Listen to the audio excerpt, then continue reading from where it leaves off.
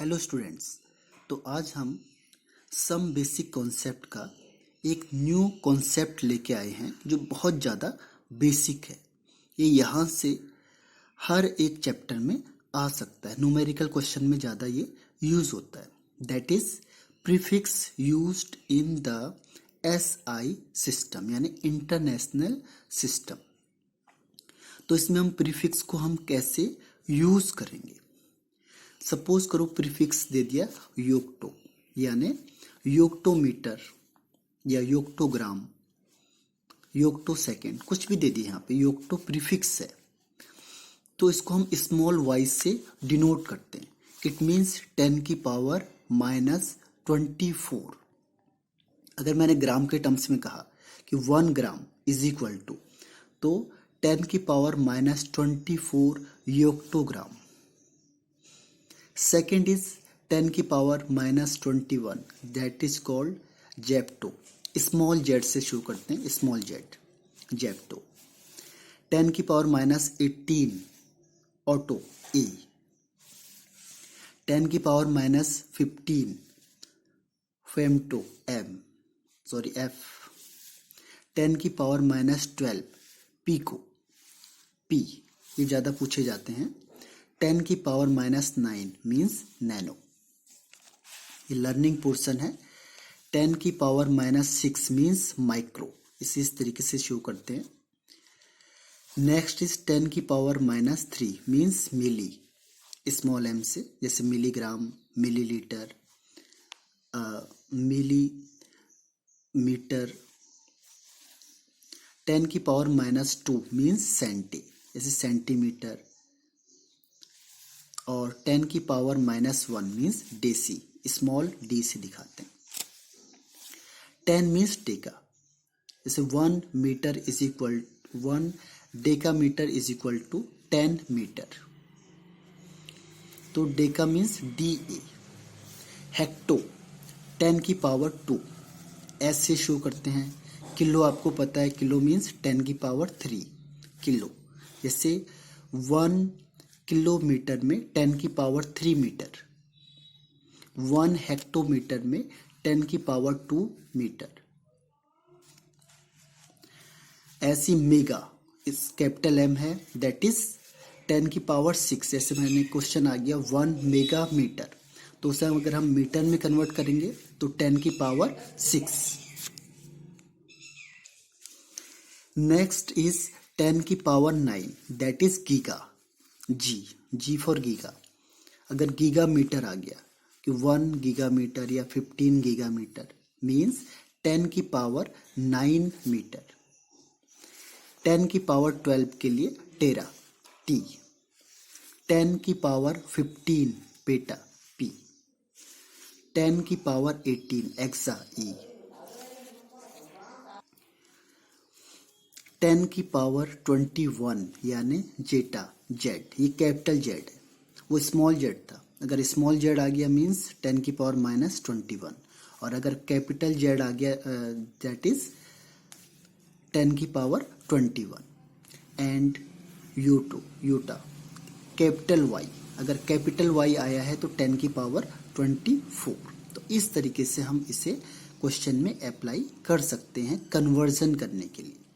Question में आ गया है 1 गीगामीटर, 1 टेरामीटर, तो how can we convert the gigametre into metre या किलोमीटर।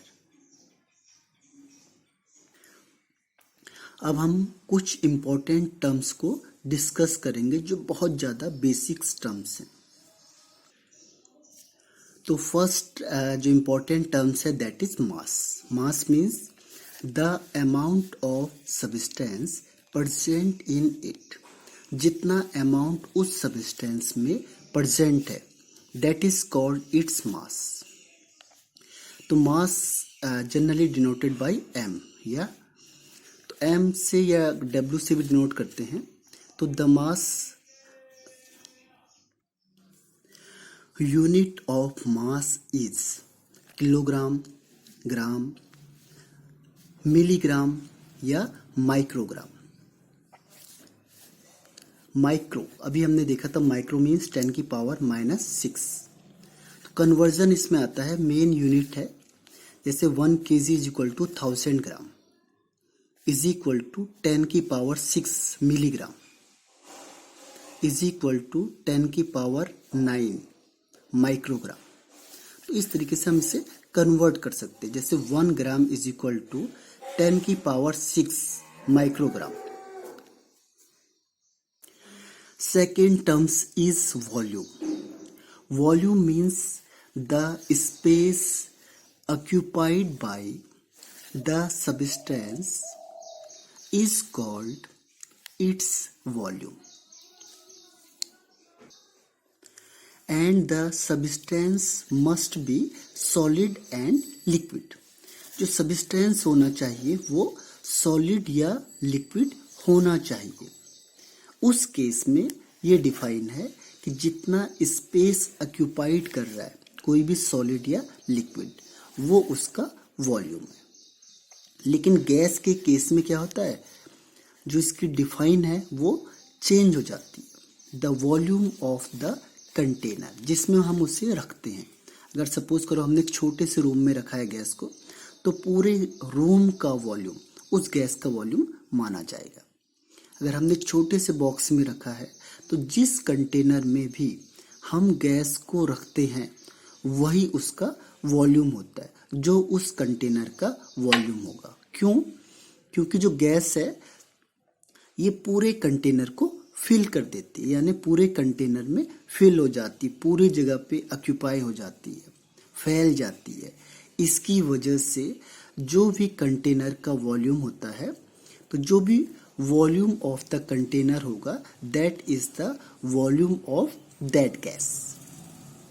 इसमें मेन है यूनिट, क्योंकि न्यूमेरिकल क्वेश्चन आएंगे बेस्ड ऑन यूनिट। यूनिट में litre, ml, cc means cubic centimetre, centimetre square, metre cube and dm decimetre cube. तो यहाँ पे जो रिलेशन है that is 1 cc is equal to 1 centimetre cube. एक ही बात है, क्यूबिक सेंटीमीटर और सेंटीमीटर क्यूब, और 1 ml, तीनों आपस में बराबर। अब हमने कहा 1 litre is equal to 1000 ml is equal to 1000 centimetre cube is equal to 10 की पावर 3 cc। एक की बात है, तो 1 लीटर में तीनों इक्वल है।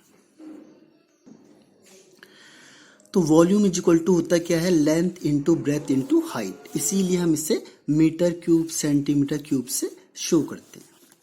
तो 1 metre cube is equal to 10 की power 3 litre, and 1 metre cube is equal to 10 की पावर 6 सेंटीमीटर क्यूब, और 10 की पावर 3 dm क्यूब, और 1 litre is equal to 1 dm cube and 1000 centimetre cube. तो ये एक हिसाब से हम एक दूसरे को चेंज कर सकते हैं।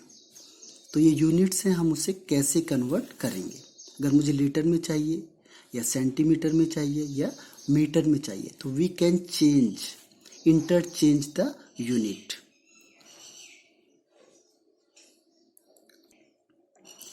Next point is density. Density means mass per unit volume, denoted by D।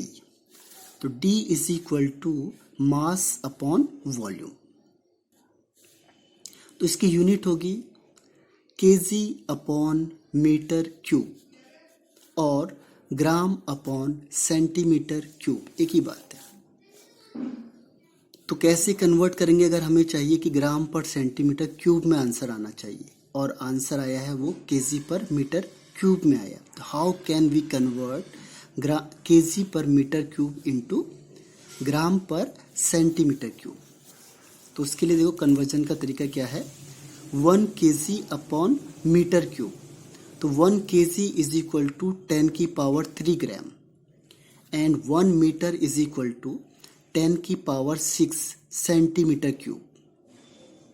Cancel out करेंगे तो इस 6 ऊपर जाएगा तो माइनस में हो जाएगा, तो ये होगा आपका 10 की power 3 minus 6 is equal to 10 की पावर माइनस 3 ग्राम पर सेंटीमीटर क्यूब। इस तरीके से हम चेंज भी कर सकते हैं। अगर मुझे कहा गया कि ग्राम पर सेंटीमीटर क्यूब को चेंज करो केजी पर मीटर क्यूब में, तो मुझे मल्टीप्लाई करना पड़ेगा 10 की पावर 3 से। तो इस तरीके से हम एक को दूसरे में आराम से चेंज कर सकते हैं। And the next topic is weight. Weight means force exerted by gravity on an object that is called its weight, denoted by W. इसकी यूनिट है न्यूटन या फिर KG metre per second square. इसका formula होता है W is equal to mg। m यानी मास की unit है केजी और g फॉर ग्रेविटी की यूनिट है मीटर पर सेकेंड स्क्वायर। तो इसको हम लिख सकते हैं KG metre per second square या न्यूटन, क्योंकि फोर्स भी सेम है। फोर्स ही होता है लेकिन ग्रेविटी के रिस्पेक्ट में देखा जाता है, that is called weight. Next is difference between mass and weight. तो फर्स्ट डिफाइन है, दोनों की डिफाइन लिखनी है। सेकेंड, जो मास है उसकी वैल्यू हर हमेशा कांस्टेंट रहती है। आप कहीं पे भी जाओ, अर्थ में, मून में, किसी भी जगह पे जाओगे, जो मास है उसकी वैल्यू वेरी नहीं करती, यानी कांस्टेंट रहती है। जबकि वेट है, जो वेट की वैल्यू चेंज होती जाती है, प्लेस टू प्लेस चेंज होती जाती है। ऐसा क्यों होता है? उसका रीजन क्या है कि ग्रेविटी चेंज होती है। जैसे मून है, उसमें 1/6 ग्रेविटी होती है, तो वहां पे वेट भी क्या होगा, 1/6 हो जाएगा। यानी कि जहां पे ग्रेविटी चेंज होगी वहां पे वेट भी चेंज होता चला जाएगा। एक्चुअल में क्या होता है, जो 9.8 है, this is the average value. Earth की हर एक जगह पे कहीं जी की वैल्यू ज्यादा होती है, कहीं जी की वैल्यू कम होती है। तो जो ऑल ओवर एवरेज निकाला गया, that is 9.8 metre per second square. तो ये जो वैल्यू निकाली गई, this is the average value. लेकिन हर एक जगह पे ग्रेविटी डिफरेंट हो सकती है, इसीलिए वेट भी हर एक जगह पे डिफरेंट होगा। नेक्स्ट इज, जो मास है वो नेवर बी जीरो, कभी भी जीरो नहीं हो सकता। अगर कोई सब्सटेंस है उसका कुछ ना कुछ मास जरूर होगा, लेकिन ग्रेविटी जीरो हो सकती है। क्यों हो सकती है? सॉरी, वेट जीरो हो सकता है। क्यों? क्योंकि जहां पे ग्रेविटी जीरो है, जहां पे ग्रेविटी नहीं लग रही है, ग्रेविटेशनल फोर्स वर्क ही नहीं कर रहा है, तो वहां पे उस सब्सटेंस का वेट भी जीरो हो जाएगा। और लास्ट टर्म इज यूनिट। मास की यूनिट होती है केजी, ग्राम, एंड वेट की यूनिट है Newton. And the next topic is pressure. Pressure means force per unit area, denoted by P.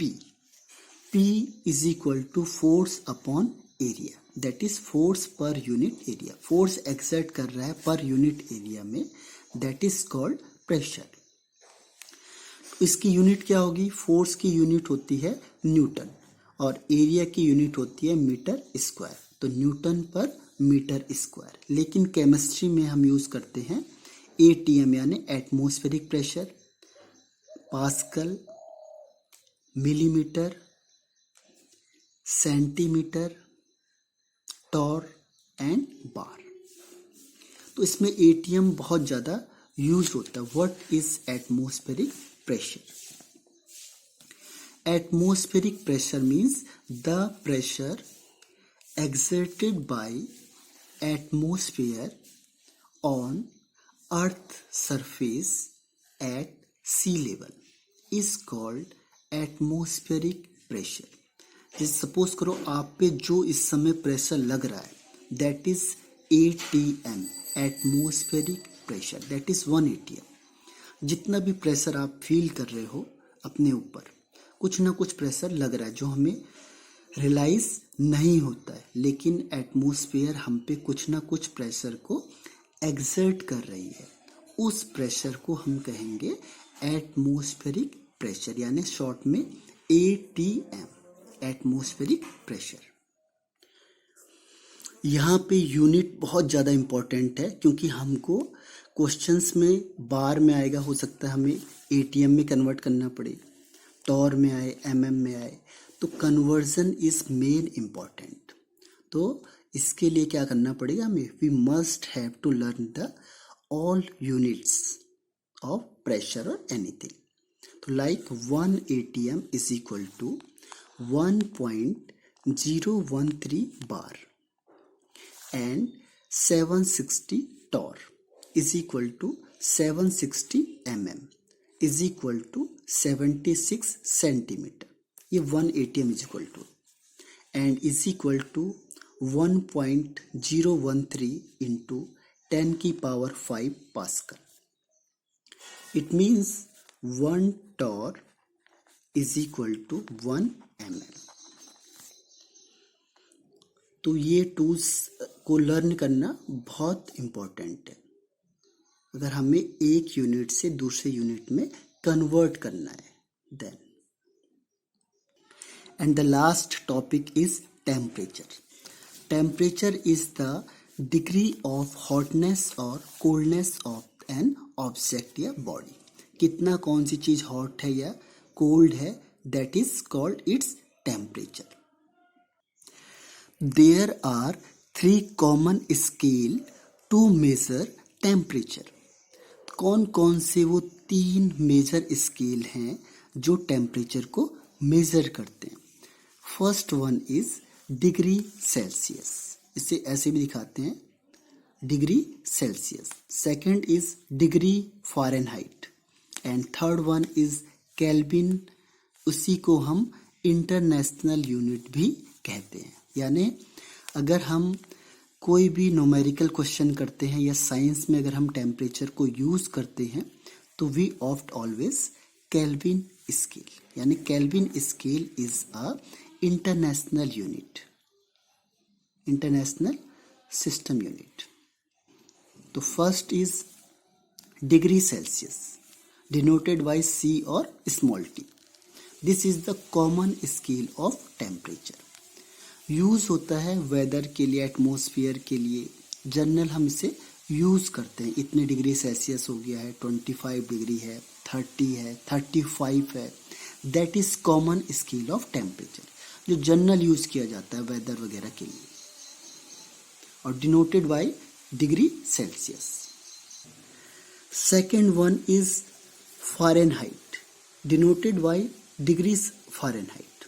इसे हम फीवर के लिए जनरली मेजर करते हैं। जैसे अगर हमने फीवर हो गया तो डॉक्टर कहता है 98, 97, 103 या 84, that is in Fahrenheit scale.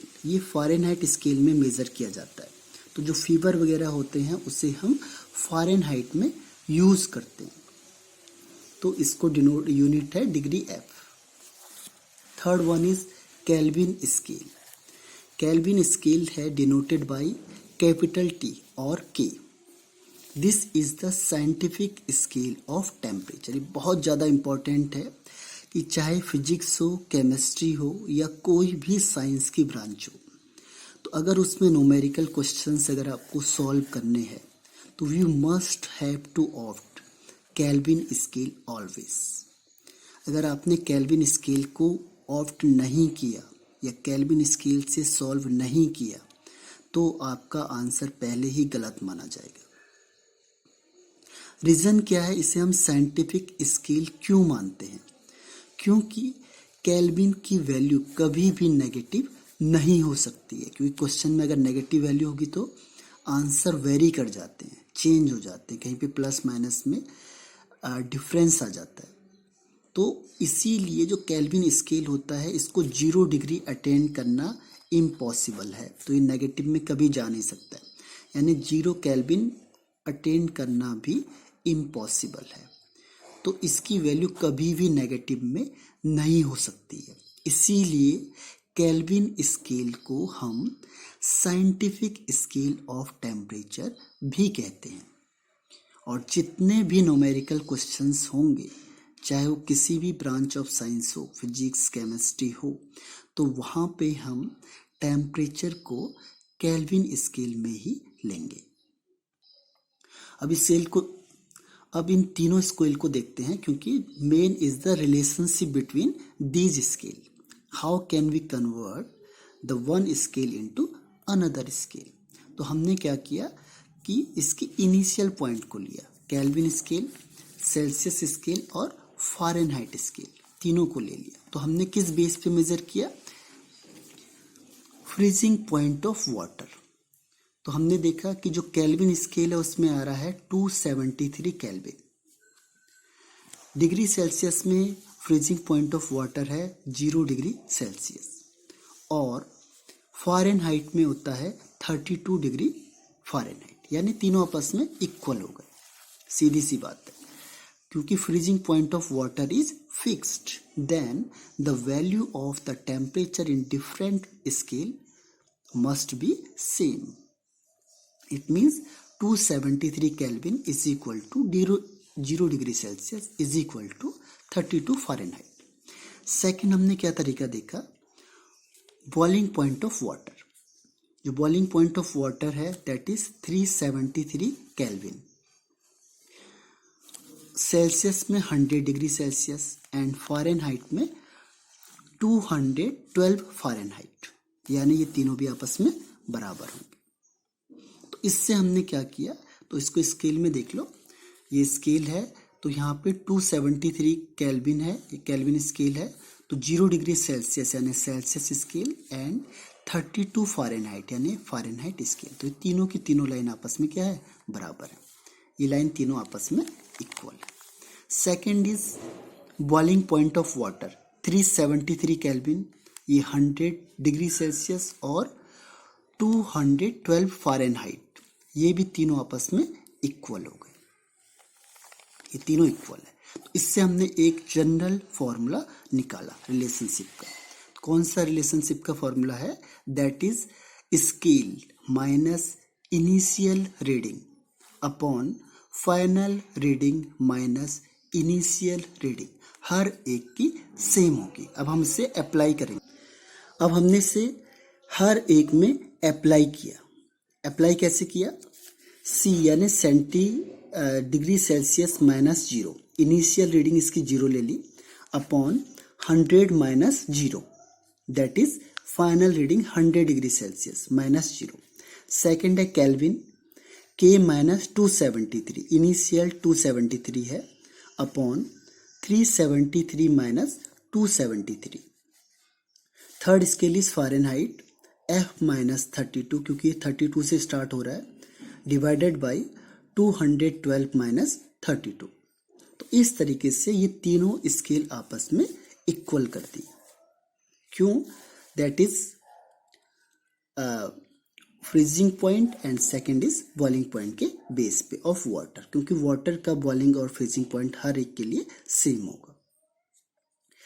अब relationship between degree Celsius and Kelvin scale, C minus 0 upon 100 minus 0 is equal to K minus 273 upon 373 minus 273। इसको इससे माइनस करेंगे 100 आएगा, तो K माइनस 273 अपॉन 100, तो 100 से 100 कैंसिल आउट, तो final is kelvin scale is equal two degree Celsius plus 273। अगर हमने डिग्री सेल्सियस में 273 ऐड कर दिया तो वो केल्विन स्केल है। इसका अपोजिट कर दो, अगर हमें डिग्री सेल्सियस में चाहिए तो केल्विन स्केल माइनस 273। अगर हम इसे 273 से माइनस कर दें तो वो सेल्सियस स्केल में कन्वर्ट हो जाएगा। तो this is the relationship between Kelvin scale and Celsius scale. Second is degree Celsius and Fahrenheit. Same किया हमने, C minus 0 upon 100 minus 0 is equal to Fahrenheit में F minus 32 upon 212 minus 32, that is f minus 32 upon 180, यानी इसके 100 part हैं, इसके 180 part equal हैं। इसको cross multiple कर दो तो c upon 100 is equal to f minus 32 upon 180। इसको यहाँ ले गए तो 180 अपॉन 100 मीन्स कैंसिल आउट हो गया 0 से 0। इसके बाद 2 9 जा 18, 2 5 जा 10, यानी 9 अपॉन 5। 32 यहाँ माइनस था, यहाँ आ गया तो प्लस में आएगा। तो Fahrenheit is equal to 9 upon 5 degree Celsius plus 32। तो this is the relationship between Fahrenheit and degree Celsius. Then the question is that how can we convert Kelvin scale degree Celsius scale into Kelvin scale? Suppose हमें Kelvin scale में convert करना है, कैसे करेंगे? जैसे 50 degree Celsius, 100 degree Celsius and 27 degree Celsius. तो हम क्या करेंगे, उसमें 273 ऐड कर देंगे। 273 प्लस 50, 273 प्लस 100 एंड 273 प्लस 27। कभी भी डिग्री सेल्सियस से केल्विन में चेंज करना होगा, then we add 273 always. Second is convert into Fahrenheit scale, 40 degree Celsius, 50 और 90 पे। तो फिर हमने क्या करना है, फॉर्मूला अप्लाई करना है। Fahrenheit is equal to 9/5 degree Celsius plus 32। अब 40 डिग्री है तो C is equal to 40 degree, तो 9 अपॉन 5 इंटू 40 प्लस 32। तो 5 8 जा 40, 8 9 जा 72 प्लस 32, यानी 104 फ़ारेनहाइट। सेकेंड इज अगर 50 डिग्री सेल्सियस है तो 9 अपॉन 5 इंटू 50 प्लस 32, 5 10 जा 50 और 10 9 जा 90। तो 90 plus 32 is equal to 122 degree Fahrenheit. Last one is 90 degree Celsius. 90 में 9 अपॉन 5 इंटू 90 प्लस 32, तो 5 18 जा 90 और 18 9 जा 162। तो 162 प्लस 32 गिव्स 194 डिग्री फ़ारेनहाइट। तो इस तरीके से हम एक स्केल से दूसरे स्केल में कन्वर्ट कर सकते हैं। तो ये बहुत बेसिक है। Please learn all the terms. Thank you.